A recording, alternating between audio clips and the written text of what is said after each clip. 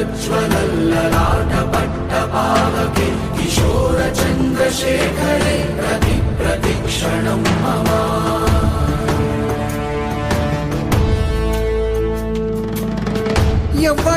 ఎవ్వడంట నిన్ను ఎత్తుకుంది ఏ తల్లికి పుట్టాడో ఈ నంది కాని నంది ఎవ్వరూ కనంది ఎక్కడా వినంది